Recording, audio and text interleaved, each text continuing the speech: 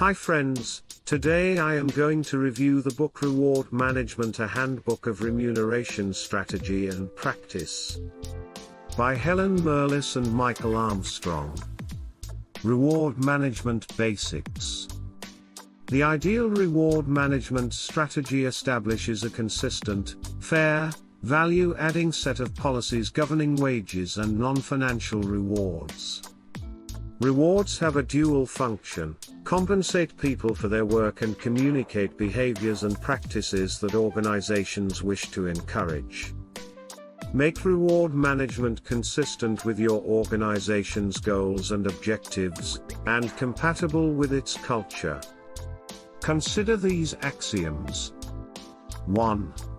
Total compensation should reward and encourage behavior that aligns with the organization's mission and goals. 2. Pay can help drive change in organizations. 3. A portion of compensation should be variable and at risk. 4. Employees should have a personal stake in the enterprise's success. 5. Pay is not just a financial issue, it is also an employee relations issue. Total reward. The total reward philosophy says that while money is important, it's not everything. Intangible rewards include: 1. Quality leadership. Leaders are an organization's motivators. 2. Their function is to achieve objectives through the efforts of other people. 3. Thus, they have an important role in providing workers with such rewards as recognition and autonomy. 4.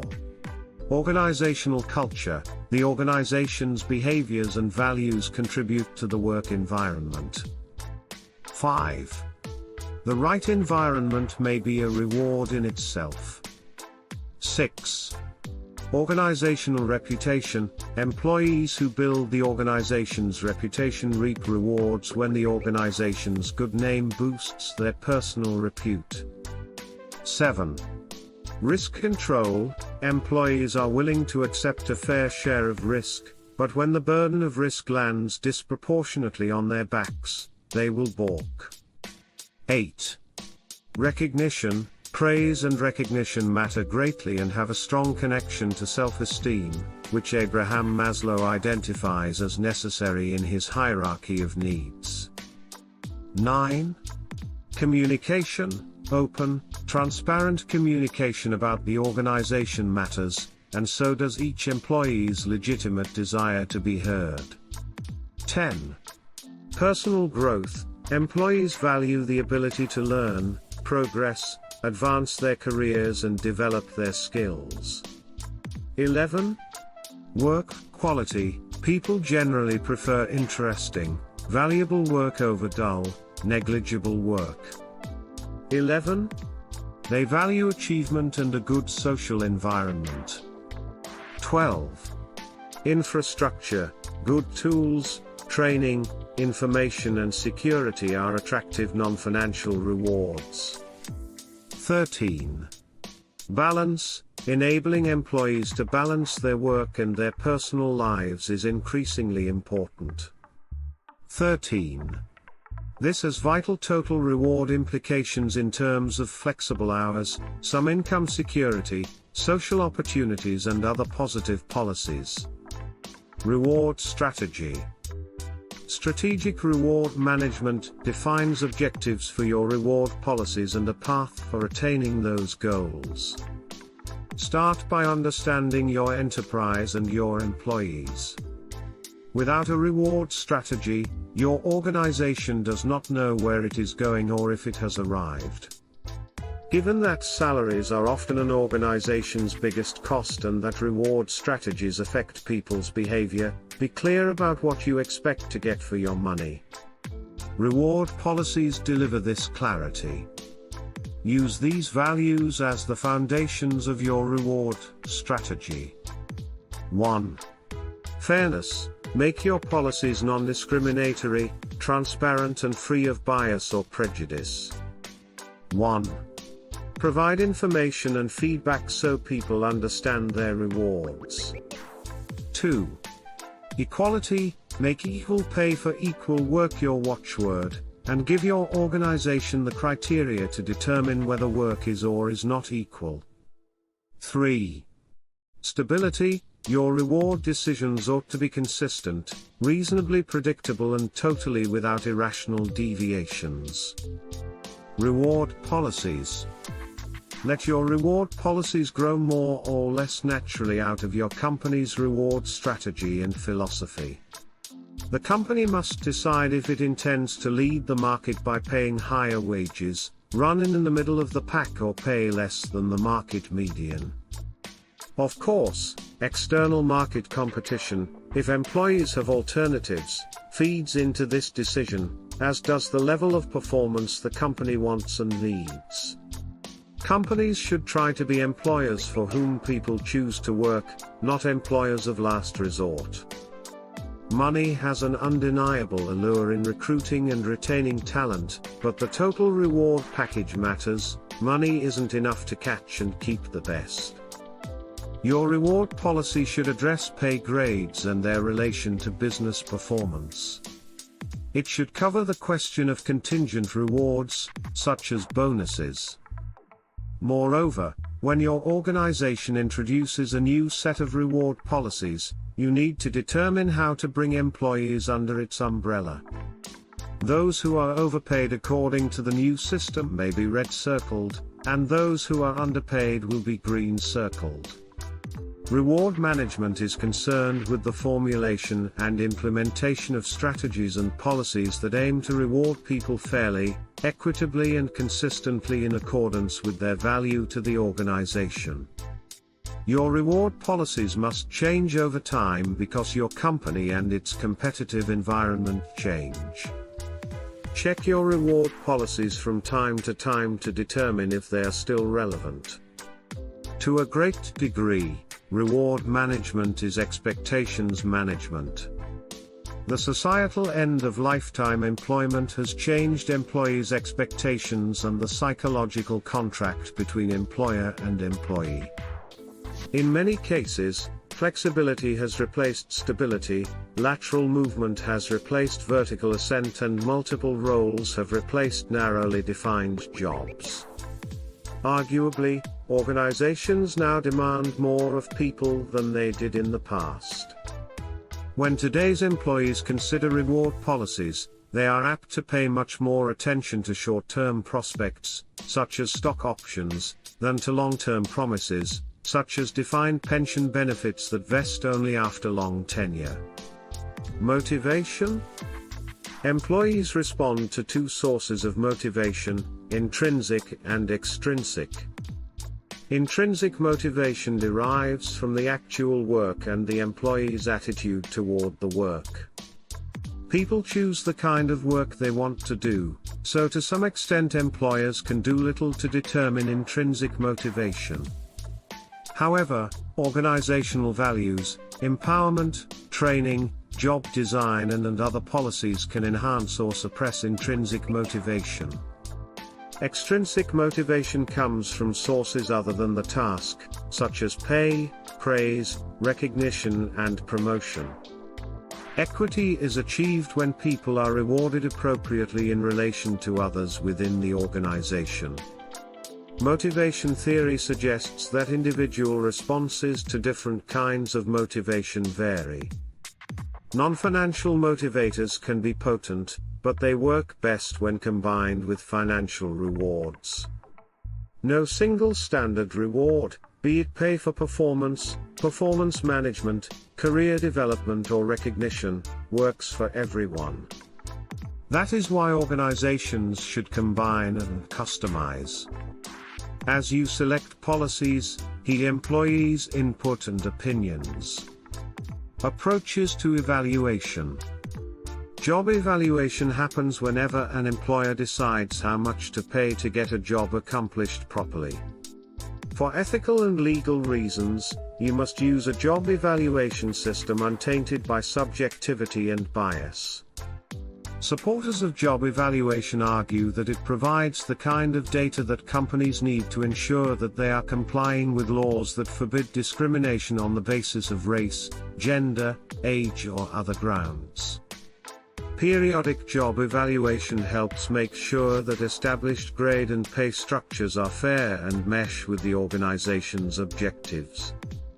Make your process equitable, consistent, analytical, transparent and as objective as possible. To ensure that your job evaluation method meets these criteria, follow these 5 steps. Use a proven scheme for job evaluation that provides a framework for designing grade structures, grading jobs and ensuring equal pay for equal work. Introduce job evaluation carefully, and manage it correctly. Use information technology, IT, to integrate other human resources activities with job evaluation. Good IT enables fast processing, consistent analysis and minimal bureaucracy. Train your personnel to use your job evaluation scheme. Communicate with them and provide ongoing guidance in this area. Monitor and review use of the scheme to make sure it delivers the desired outcomes. Performance management. Most organizations provide performance assessment. Many use formal systems, based on experience and memories, good and bad, of performance management practices.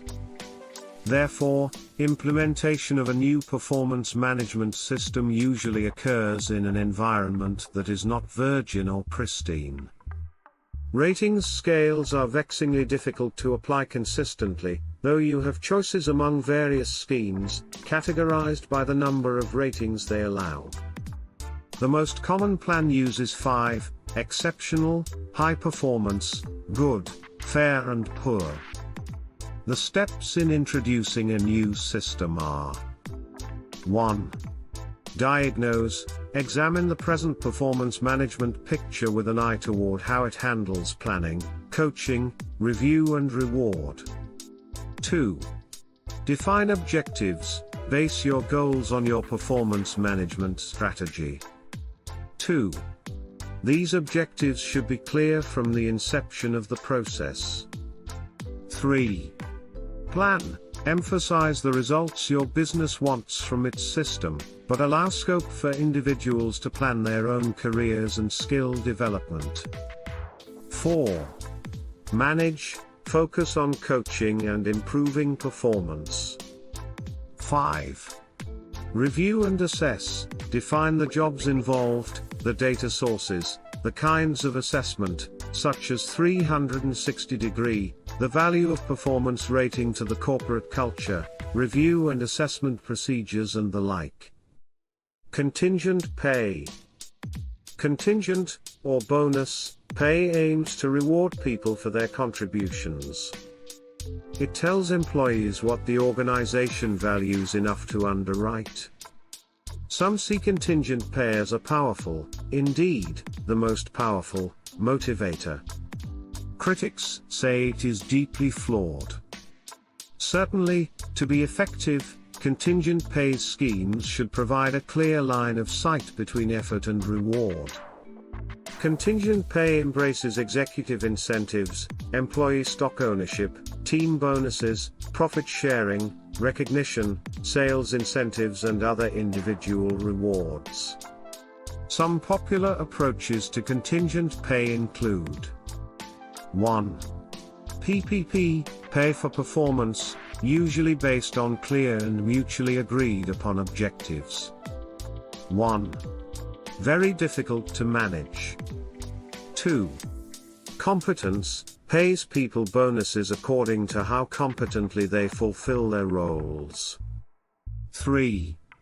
Critics dislike this bonus because it is difficult to measure competencies fairly. 4. Since the only objective measure of competence may be performance, competence-related pay might turn out to be PPP by another name. 5. Contribution, This assesses results and competencies, based heavily on line managers' judgments. 6. To be fair, this requires an investment in training line managers. 6. Though difficult to administer, this is probably the best contingent pay tactic. 7. Skill. This does not focus on jobs, but on the skills that people have or acquire. 8. It pays for skills the firm may or may not use at any given time. 9. It is expensive to launch, due to the expected increase in payroll plus investments in analysis and training. 10. Adherence gains in productivity offset the costs. 10. Others disagree. 11. Service rewards tenure or seniority with increases in pay. 11. Its main fault is that it does not distinguish between good and poor performance. Internal relativities can be monitored by carrying out periodical studies of the differentials that exist vertically within departments or between categories of employees. Ponder your approach to reward management in terms of what kind of performance it will take to achieve your firm's future goals. Your reward strategy should be a natural outgrowth of your organization's reward philosophy, based on its culture and values. Almost everything about rewards is open to debate. Although financial rewards tell people what you will pay for, money doesn't buy motivation or performance. Money won't buy you love, but a total reward strategy might. Takeaways. 1. A reward strategy exists to reward people fairly, equitably and consistently. 2. Your reward management regimen should support your organizational goals. 3. Because organizations now recognize the importance of employee engagement, total reward strategy is gaining acceptance over purely monetary approaches. 4. Total rewards include financial and non-financial rewards. 5. Non-financial rewards often motivate employees more than money does. 5. It is true money cannot buy happiness, but praise, flex time and scholarships might be able to. 6. Individual pay depends on the market demand for that individual, and on that person's skills, abilities and performance. 7. Contingent rewards are dubious management tools because their effect is not certain, predictable or demonstrable. 7. They are very difficult to administer fairly. 8. To be motivated by rewards, workers must see a link between behavior and reward. 9.